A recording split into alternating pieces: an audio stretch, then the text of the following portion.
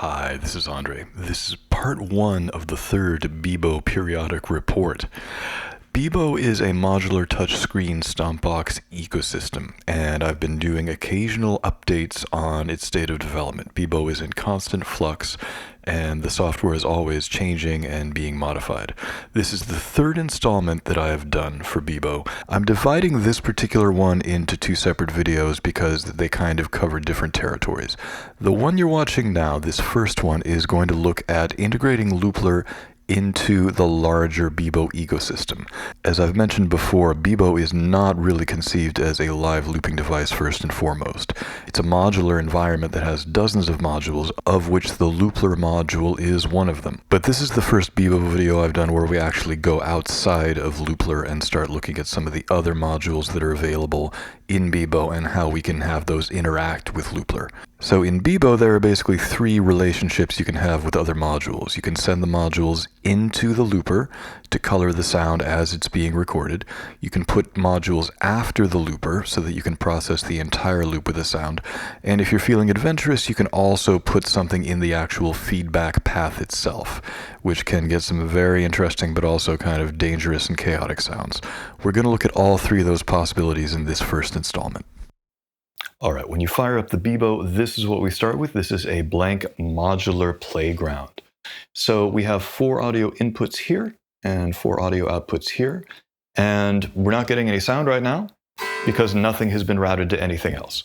So to start with, we're going to get an audible guitar signal. That's a good place to start. So I'm running into audio input 1 on the Beebo. So to select the modular pathway, you first select where you're coming from, and then you select the target destination. So I'm coming from audio input 1. I'm going to hold that down. Then while holding that down, I'm going to press output 1. Now you can see there's a cable, and now we have sound. Now to get Loopler happening, we're going to add Loopler modules. So we hit the plus button here.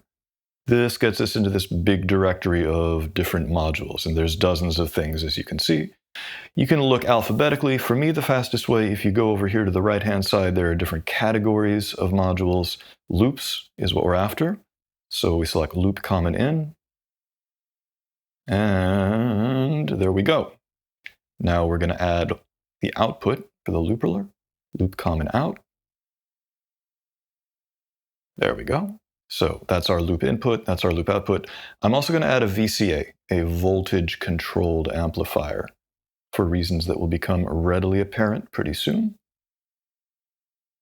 Okay, so we need to assign the input, the audio input, into the Loopler module. So we hold down input 1. Come on, fingers. There we go. And then while we're holding that down, we press loop common in. And now you can see we have an audio connection there. Then we want to send the output from Loopler into the VCA. So hold down loop common out. Press VCA, we've got an audio connection there. And finally, the VCA is going to be sent to audio output 1. So hold down VCA, select audio output 1, and there we go. So now, if we record something, we should have an audible loop once we've recorded. There we go.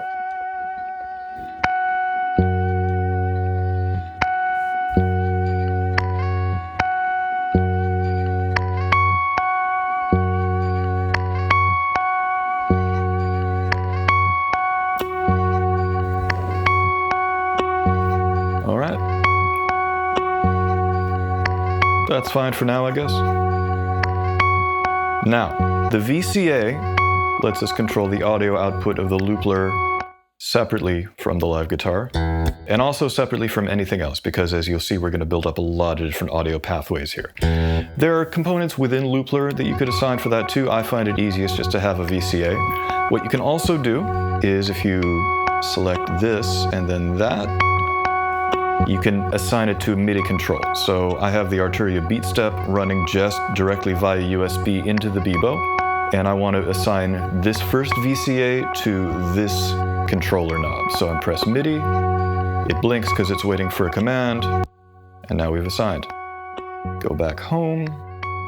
Actually, no, let's go back to the VCA, and you can see here, as I turn the physical knob here, that adjusts the output of the VCA.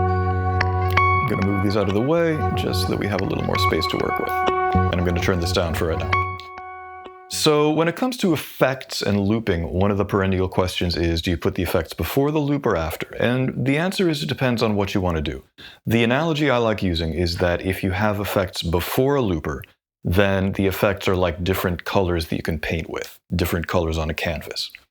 And if you put the effects after a loop, then the effects are functioning more like a filter or a frame that's affecting the entire picture altogether. So let's add something at the front of the signal path. Let's do a phaser, just because I'm feeling a little psychedelic. And we are going to route. We're actually going to disconnect the input for the loopler because we're going to go to the phaser and then go to loopler. So input 1 for the phaser, connect the phaser to loopler. There we go.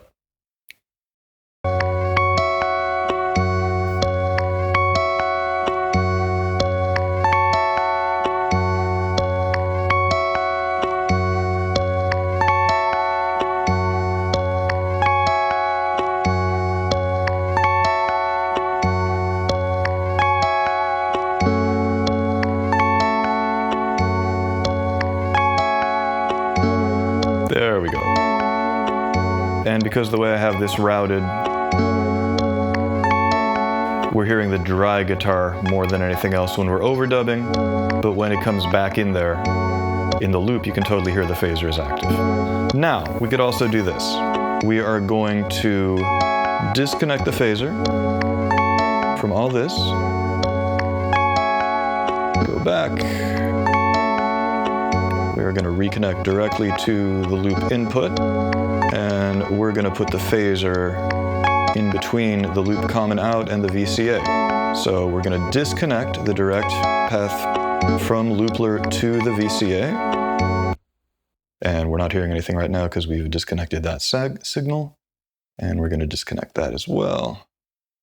Now we're going to route loop common out into the phaser, and the phaser into the VCA, and the VCA into the output. And now you can hear the entire loop has the phaser on it. So if we get really seasick here, it's affecting the entire loop. That also means that if you turn the phaser off, the only phaser that you hear is the one that we overdubbed when it was at the front of the signal path. Turn it back on. Now, you can also put things in the feedback path of Loopler itself. This is a little dangerous just because you can get some very loud signals, so cross your fingers. I'm going to disconnect this. And again, we've lost our signal for the time being. We're going to disconnect the phaser from the VCA as well. All right, loop common out to VCA. I'm going to make sure overdub is off. Good. So now we're connecting the phaser to loop common in and loop common out. We're not hearing anything right now because we don't have overdub open. So let's open overdub and let's hope we don't blow up our speakers. Let's see how we sound. Woo! And then you can hear it cuts off right where I stopped the overdub. Now the thing about this, the thing about having an effect in the feedback loop is that it's going to compound.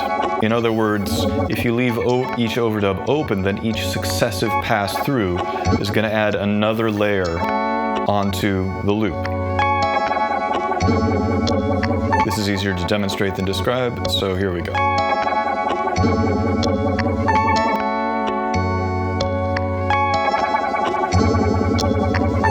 So it's getting more and more intense each time through because we keep compounding the phaser on the entire loop in the feedback path. Slow things down, and now you can hear it starting to get really loud. Let's turn overdub off.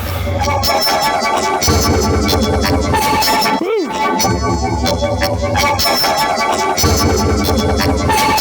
So that's building up several layers of the phaser. And then that's undoing all of that with the undo function. And let's undo a little further back. And in fact, let's even get rid of that first phaser overdub that we had at the very beginning of the signal path. Not crazy about it. I think we've demonstrated what we need to. All right, let's get rid of the phaser. I'm gonna hold down phaser, hit the trash icon. Now it's gone. And now there's nothing in the feedback path of Loopler. So this has been kind of an overview of Loopler as it can relate to other modules in the Beebo ecosystem. Part 2 of this video is around the corner, and that's going to go much deeper into getting a lot of different types of modules with some very odd relationships, very strange sounds, and a lot of very general hardcore geekery. Until then, thank you so much for tuning in. I'll talk to you soon. Bye-bye.